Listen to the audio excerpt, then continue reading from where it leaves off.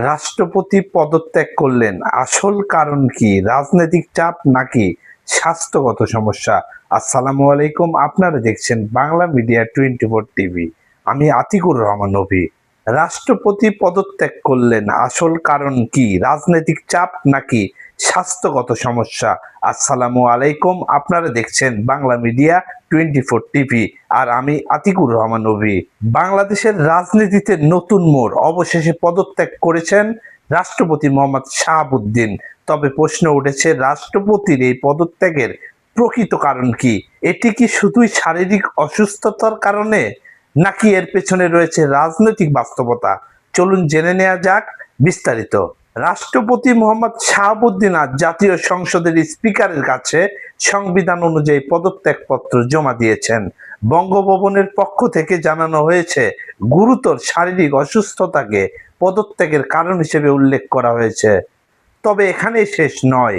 গত কয়েক মাস ধরেই রাষ্ট্রপতির পদত্যাগ নিয়ে রাজনৈতিক অঙ্গনে ব্যাপক আলোচনা চলছিল।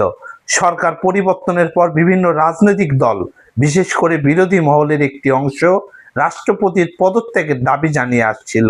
তাদের বক্তব্য ছিল, বর্তমান রাজনৈতিক বাস্তবতায় রাষ্ট্রের সর্বোচ্চ সাংবিধানিক পদে পরিবর্তন আসা উচিত। অন্যদিকে রাষ্ট্রপতির সমর্থকদের দাবি ছিল ভিন্ন।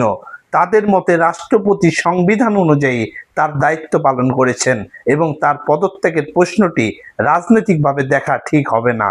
তাহলে কি রাজনৈতিক চাপেই তিনি পদত্যাগ করলেন? এ প্রশ্নের সরাসরি উত্তর এখনো সরকারিভাবে দেওয়া হয়নি। আনুষ্ঠানিকভাবে যে কারণ জানানো হয়েছে তা হলো স্বাস্থ্যগত কারণ।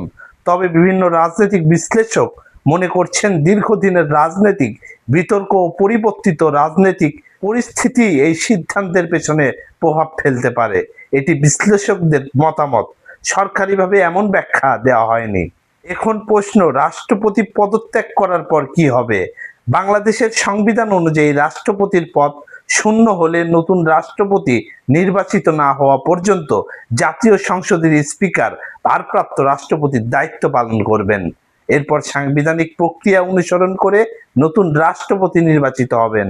সব মিলিয়ে বলা যায়, রাষ্ট্রপতির পদত্যাগের আনুষ্ঠানিক কারণ হিসেবে স্বাস্থ্যগত বিষয় উল্লেখ করা হলেও এই সিদ্ধান্তকে ঘিরে রাজনৈতিক আলোচনা ও বিতর্কও দীর্ঘদিন ধরে চলছিল।